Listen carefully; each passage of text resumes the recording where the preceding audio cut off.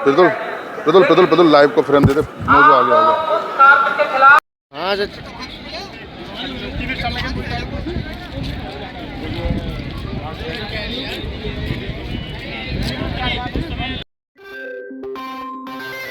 आज पोलिंग पार्टियां निकल रही हैं सर, क्या पोलिंग पार्टियां रवाना की जा रही, किस तरह की व्यवस्थाएं की गई जिससे लोग भयमुक्त होकर चुनाव में केंद्र मतदान का प्रयोग करें? देखिए, अलीगढ़ नगर निगम में और जितनी हमारी नगर पंचायतें और नगर पालिकाएँ हैं, सभी में कई राउंड सेक्टर जोनल मजिस्ट्रेट्स के द्वारा, एसडीएम्स के द्वारा और हमारे और एसएसपी साहब के द्वारा विजिट कर लिया गया है। लोगों के अंदर कॉन्फिडेंस रहे, शांतिपूर्वक निर्वाचन में लोग प्रतिभाग कर सकें, इसलिए जन समुदाय से भी बात की गई है और कई बार कई चैनल्स के माध्यम से उनसे इस बात की अपील की गई है कि ज़्यादा से ज़्यादा संख्या में निकलकर लोग अपना वोट डालें।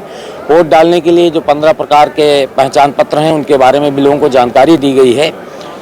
आज पोलिंग पार्टीज़ के रवानगी का दिन है और लगभग 60% पोलिंग पार्टीज अपना सामान ले चुकी हैं और रवाना हो चुकी हैं।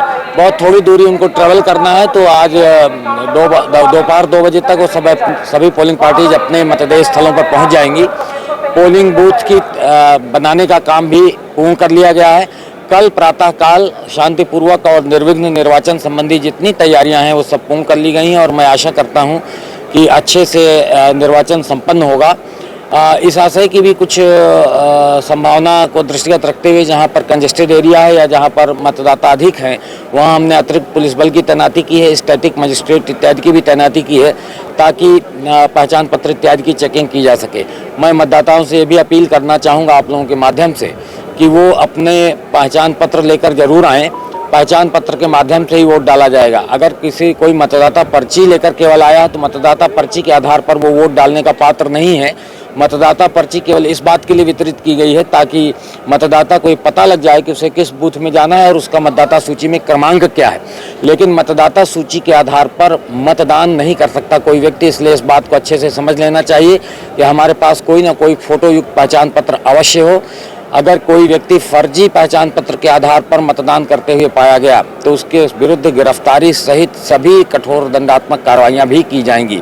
मतदान केंद्र को लूटने वाले या करने वालों के खिलाफ किस तरह की कार्रवाई के आदेश देंगे? इसके तो कोई सपने में भी नहीं सोच सकता कि कोई मतदान केंद्र में किसी प्रकार की भी विधि व्यवस्था प्रभावित करने की कोशिश करेगा। स्टैंडिंग ऑर्डर्स हैं सभी हमारे मजिस्ट्रेट्स गण को और पुलिस ऑफिसर्स को कि उनको विद हैवी हैंड्स उनसे बहुत सख्ती से निपटना है। अगर कोई भी किसी भी प्रकार की र्यूमर्स उगाने की कोशिश करता है या कोई किसी भी रूप में विधि व्यवस्था को प्रभावित करने की कोशिश करता है तो अगर ऐसा कोई सोच भी रहा हो तो अपने मन से इन बातों को निकाल दे।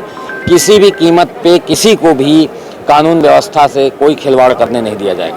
पोलिंग पार्टी रवाना की जा रही है, किस प्रकार की सुरक्षा व्यवस्था के इंतजाम किए? यहाँ धनीपुर मंडी से आज जो कल निकाय चुनाव होना है उसके लिए समस्त जनपद की समस्त पोलिंग पार्टियाँ यहाँ से रवाना हो रही हैं। लगभग 200 से अधिक बसेस यहाँ पे लगी हैं और इसमें ये अपना जो ईवीएम है, बैलेट बॉक्स हैं और सामग्री है उसके साथ पोलिंग पार्टी रवाना होंगी।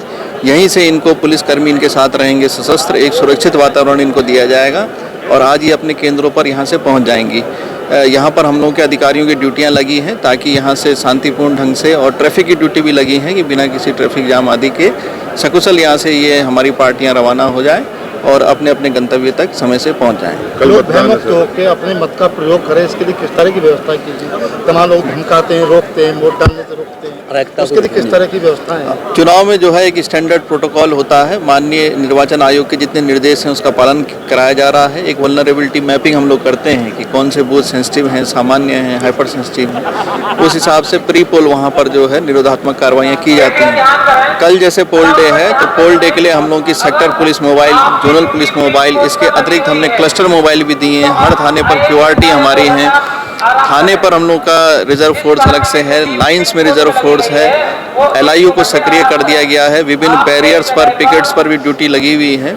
तो ये सारी व्यवस्थाएं इसलिए रहती हैं कि भय मुक्त होकर के लोग अपना वोट डाल सकें। इसके अलावा लोग कोई भी सूचना जो पुलिस को देते हैं उसको तत्काल हम 112 पर भी यदि दे देते हैं तो उसको तत्काल अटेंड हम लोग करेंगे। इस तरह से एक पूरा वातावरण बनाया गया है जिससे लोग भयमुक्त होकर के मतदान कर सकें। धन्यवाद। कप्तान साहब, जैसे सेंसिटिव इलाका है और पतली जाके मतदान करें। पतली गलियों में, उसके लिए क्या रूफ टॉप की व्यवस्था है या कुछ इस तरह की जिससे कि लोग छतों से जहाँ पर भी इस तरह का है कि कोई पतली गली है या इस तरह का है, वहाँ पे जो क्षेत्र में जो लोग रहते हैं उनका प्रोफाइलिंग किया जाता है कि वहाँ कोई अराजक तत्व तो नहीं आ गया है, इस चीज़ को भी ध्यान में रखा जाता है। दूसरा, वहाँ पर जो ट्रैफिक है, ठेले आदि या इस तरह का कोई भी बाधित करने वाला जो ट्रैफिक है उसको वहाँ पे ठीक कराया जाता है, ताकि हम लोग की जो जितनी भी गाड़ियाँ हैं वो गंतव्य तक वहाँ पर आस-पास पहुँच सकें। पुलिस की और सरकारी गाड़ियाँ, पब्लिक की तो वैसे भी 100 मीटर के अंदर कोई वाहन आने नहीं दिया जाता है और बस्ते लगभग 200 मीटर दूर लगते हैं, तो इसलिए इस पर भी पूरी हम लोगों की नज़र है। और हमारे क्लस्टर मोबाइल जो हैं, जो हमने अतिरिक्त मेजर्स एक दिए हैं